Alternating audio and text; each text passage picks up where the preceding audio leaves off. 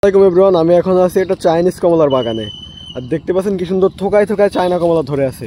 এই কমলা সম্পর্কে আজকে আমরা জানবো। এটা কি জাতের কমলা?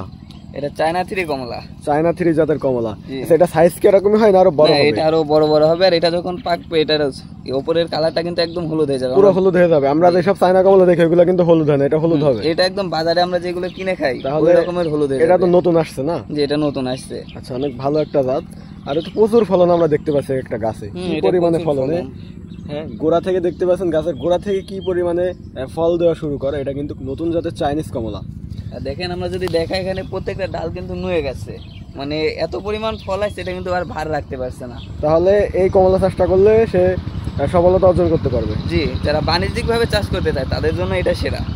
আচ্ছা আচ্ছা, কেউ যদি চারাগুলো সংগ্রহ করতে চায় সেক্ষেত্রে কি করবে?